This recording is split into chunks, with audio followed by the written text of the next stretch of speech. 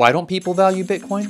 $100 cash or 1 Bitcoin. $100 cash. $100 cash. $100 cash. $100 cash. $100 cash. It's still worth $31,000. Still $100 cash. They don't know how Bitcoin fixes inflation.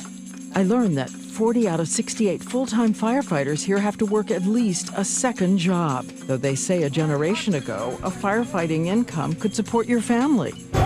Chris Smith has 3 jobs. 3 nights in February, I'll get to sleep in my own bed. I want more time with my children, with my family. You're never going to get that back.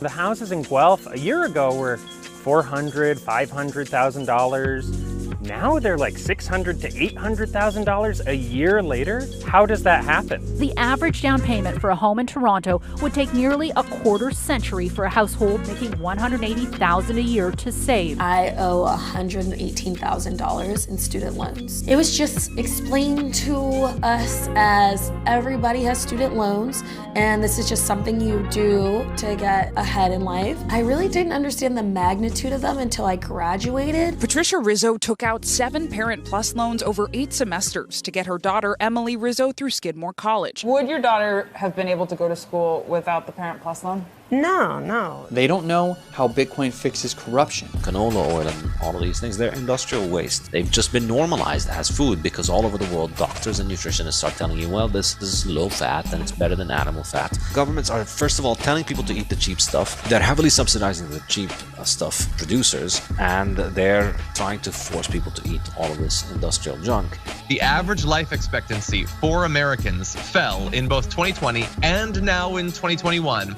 The sharpest 2-year decline in almost a century. From the start of the financial crisis in 2007 through March of 2009, the Fed loaned or guaranteed the banks some $7.7 trillion. The banks borrowed that money from the Fed at as little as 1/100% interest. There's something like a $3,000 basically death benefit to a hospital. Now, you just glossed over the financial incentive to report a COVID death. It really is true that if someone has a gunshot wound and they're dying of that gunshot wound and you check them for COVID, and if they're COVID positive and they die, they mark that off as a COVID death. That is by definition from the CDC. That was a decision that was made early on.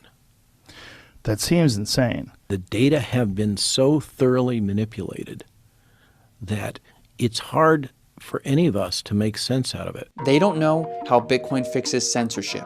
It was the largest protest in Canadian history. Everything that went to GoFundMe was frozen. GiveSendGo steps up and says, we're not going to freeze your money. The second it hit a Canadian bank, it got frozen.